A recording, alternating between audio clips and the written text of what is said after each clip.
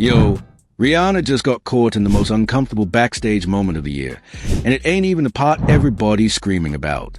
Cameras rolled, the Sprinter doors closed, and what happened between her and A$AP Rocky behind that tinted glass got the whole internet asking if Bad Gala is finally done playing nice. Meanwhile, Tyla is standing 2 feet away looking like a lost puppy at her own idol's coronation. And A$AP really thought stepping out solo after that was a smart move? Bro picked the worst night to test the patience. Rocky really thought he could mingle with random women while his pregnant queen waited in the van. Bro doesn't think. Alright, let me hit you with the quotes first because the receipts on this one are stacked. In her Power 106 interview with Just Incredible back in 2023, Tyla literally said about Rihanna, "Coming from somewhere outside the States, I really looked up to her. I used to think you're not gonna make it. I just wanted to be her." When I heard this clip resurface last night, I was like, yo, this girl told the world Rihanna is her North Star, and Rihanna walked past her like she was a coat rack. Bro said what? That's the most public idol worship moment of 2023, and her hero ghosted her on the biggest night in fashion. In a separate sit-down, Tyla doubled down. I would like to say Aaliyah and Rihanna. Yeah, I look up to Rihanna. She's done an amazing job, and I hope to one day be on that level and even bigger. When I read this, I had to do a double take.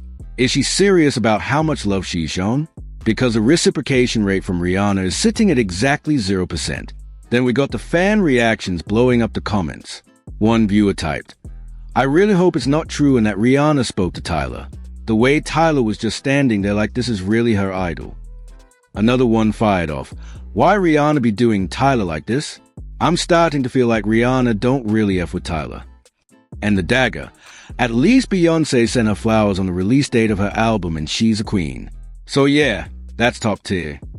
Now, when fans are using Beyoncé as a standard of basic decency you should have shown, that's where Rihanna lost the plot for a lot of folks. Now, on the Rocky front, Page 6 and AOL both clocked the Sprinter clip.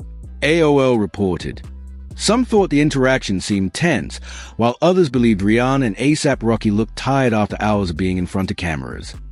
When I peeped that footage 3 times, I was like, nah, that ain't tired. Tired don't make your jaw clench like that. And then this. Sources told Media Takeout from a previous incident. Sources say Rihanna approached Rocky from behind and briskly tapped him on the shoulder, making it clear that she was there. Rocky appeared visibly upset.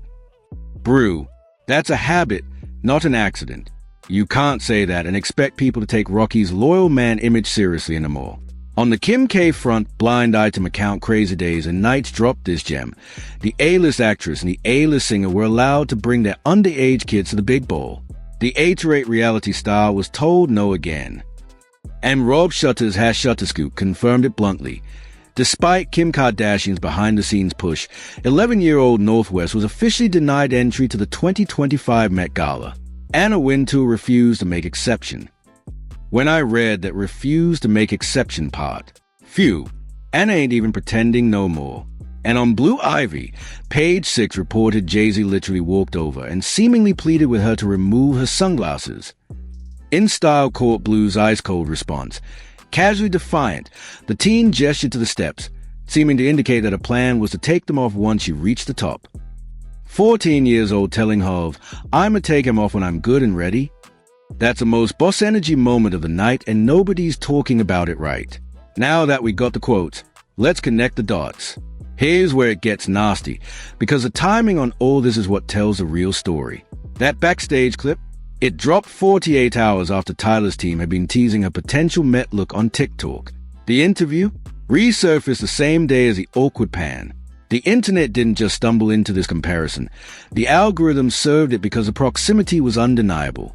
Rihanna's people had to know Tyla was in that backstage area. The Met's backstage is not Madison Square Garden. It's a hallway with a velvet rope. So BuzzFeed, Celebrity, and other outlets picking up the snub angle within hours wasn't random.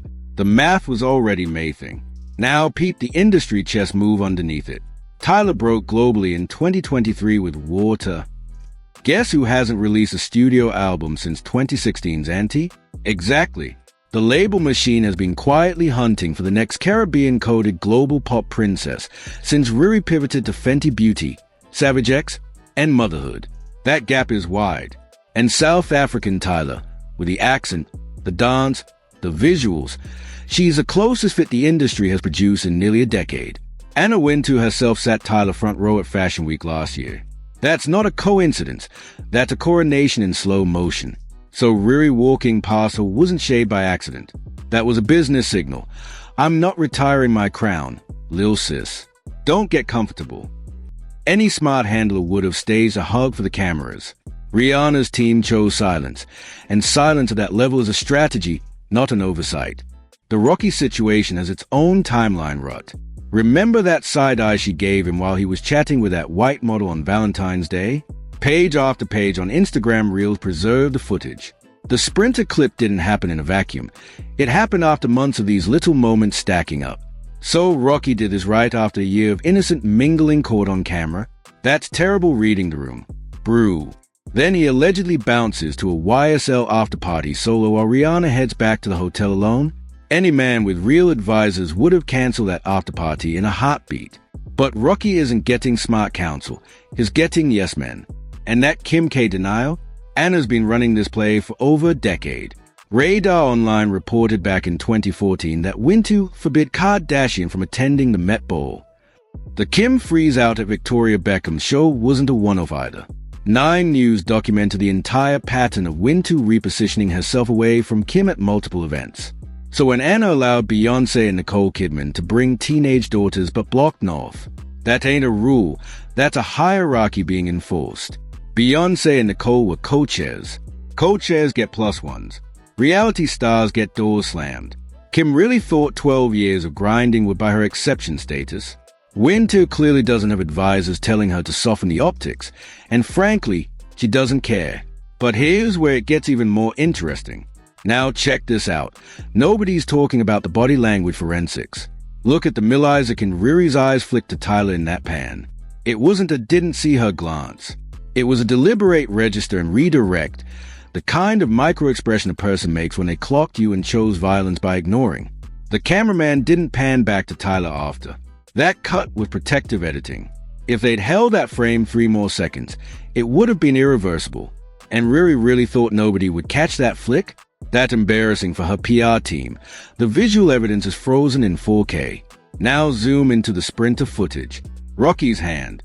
Watch where it sits. It's not on Rihanna. It's not gesturing. It's flat on his own thigh, fingers spread. That's the body language of someone bracing through a conversation, not loving through it. And Rihanna's chin? Tilted down, eyes UP. That's a universal explain-yourself stance in every relationship on Earth. If Rocky had half a brain, he would have noticed his own posture giving the game away before the clip went viral. But he didn't. He never does. Then there's the wardrobe forensic on Blue Ivy. Those shades weren't a random choice.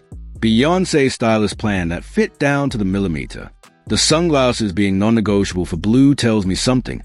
That 14-year-old a contractual veto power over her own look. Jay-Z walking up wasn't a parental moment. It was a PR concern. Harv knows the optics of a teen wearing shades at a photograph-to-death event reads as rude. Blue's response, gesturing to the stairs like, I got it, Dad. That was a kid who's been in this game her entire life telling her father she understands the optics better than he does. The slow walk up after she removed them on cue? Masterclass. And People magazine caught the full debut moment for the record. One more layer on Anna. The fact that she blocked North but greenlit Beyoncé's daughter and Nicole Kidman's daughter isn't just snobbery, it's a category enforcement. Anna views the Met as the Oscars of fashion. Reality TV in her mental hierarchy is the Razzies. So letting North in would be admitting that reality TV nobility has equal weight to Hollywood and music nobility. That's a philosophical line for her, not a logistical one. And Kim's team really didn't catch this after 10 plus years of getting iced. That's a problem with the Kardashian inner circle. They read everything as personal when it's actually structural. Now let's see how the media covered this. AOL framed the Sprinter situation as feud rumors, with a heavy lean toward the they are just tired defense. That's the soft launch interpretation, protective of the couple's brand. Thanks for watching. If you enjoyed uncovering the real story, smash that like button and hit subscribe so you never miss when we expose what everyone else is too scared to say.